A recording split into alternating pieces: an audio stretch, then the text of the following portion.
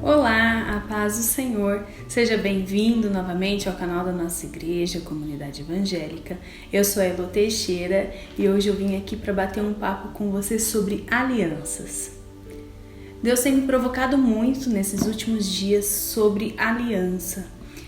E Ele tem me feito pensar muito sobre esse tema que envolve toda a nossa vida cristã. Só que a nossa vida é feita de alianças. Aliança é um pacto. Aliança é um acordo que você faz com alguém. Muitas vezes esse acordo se transforma num contrato, em algumas coisas mais humanas, né? Mas que são alianças. E como Deus vê cada uma das alianças, né? A gente tem muitas alianças na nossa vida. Então a gente tem a aliança com os nossos pais, que é uma aliança de respeito. A gente tem aliança com o nosso marido, com os nossos filhos. A gente tem uma aliança no nosso círculo de amizades. A gente tem uma aliança no nosso trabalho. A gente tem uma aliança na igreja em que a gente está, que a gente frequenta. A gente tem alianças na vida, né? E todas as alianças são muito importantes. E uma coisa um nome que a gente pode dar para uma quebra de aliança é pecado, né? E a gente normalmente chama essa quebra de aliança de pecado. E a gente precisa começar a repensar antes de quebrar alianças. Alianças são importantes e Deus dá muito valor para aliança. Todos nós conhecemos, né, a história da criação. Então Deus decidiu formar a terra e separou a terra da água, fez a luz, separou trevas, né, da luz, e ele foi fazendo toda a criação de forma ordenada e por fim ele criou o homem. E ele criou o homem e ele achou que não era bom que o homem vivesse só, então ele criou a mulher para ser uma ajudadora do homem.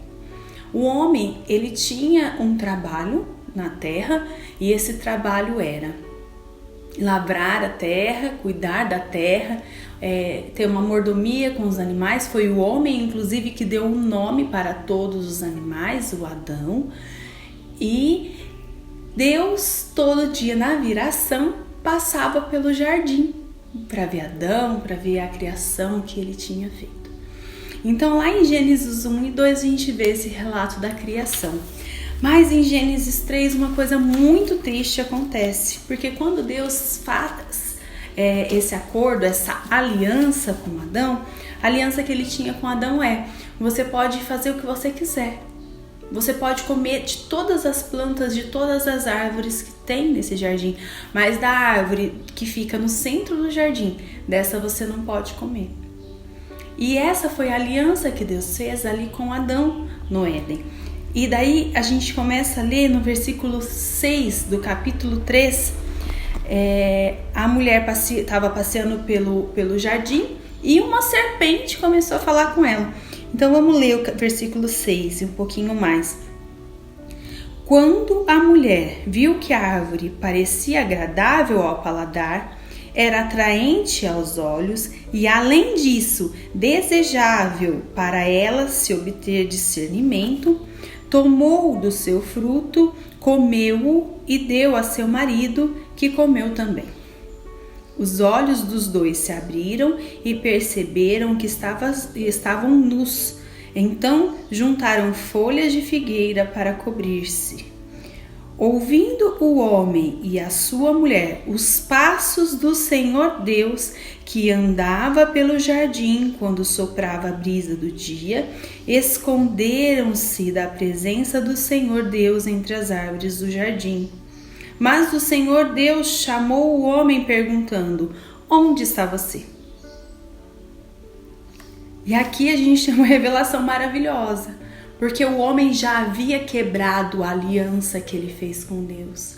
Mas Deus não quebra a aliança que ele tinha com o homem. Mesmo após o homem quebrar a aliança, Deus foi lá e fez a parte dele. Deus foi lá e o visitou no jardim. Ele passou na viração do dia porque esse era o acordo que ele tinha com o homem. E muitas vezes a gente pensa que Adão e Eva foram expulsos do Éden, do lugar perfeito, do paraíso, porque eles comeram de um fruto proibido. Mas isso vai muito mais além. Eles foram expulsos porque eles quebraram a aliança que eles tinham com o Senhor Deus. Então a quebra de uma aliança, ela traz ruptura também no reino celestial. Então quando a gente quebra uma aliança, quando a gente quebra um acordo, quando a gente quebra um pacto que a gente tem, a gente vai ser disciplinado por Deus de alguma forma. Não existe quebra de aliança sem que haja disciplina em cima da quebra. E hoje, como que isso vale hoje?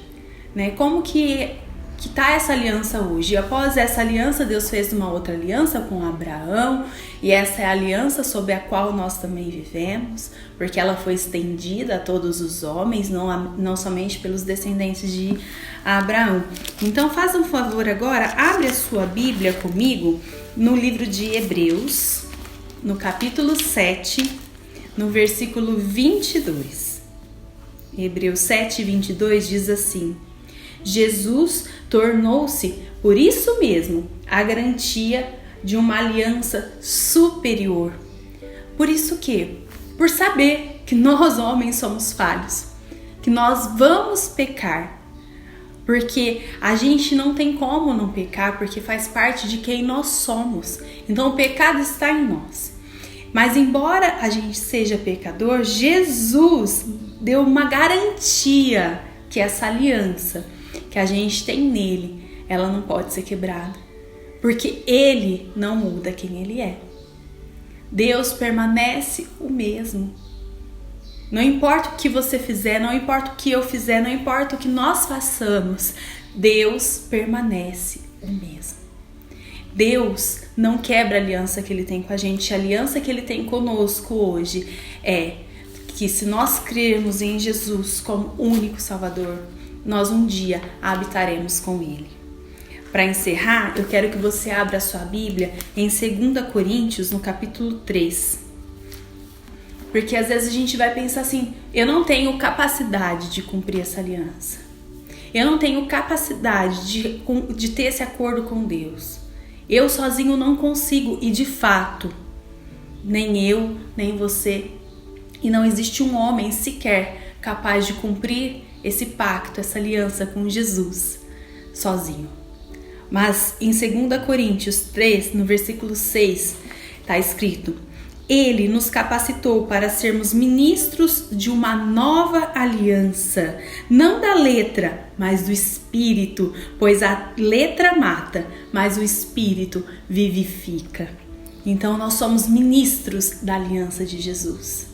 Nós somos as pessoas que iremos espalhar a mensagem de Jesus, ministrar a mensagem da nova aliança de Jesus. Então que eu e você possamos ter capacidade de firmarmos as alianças que nós temos.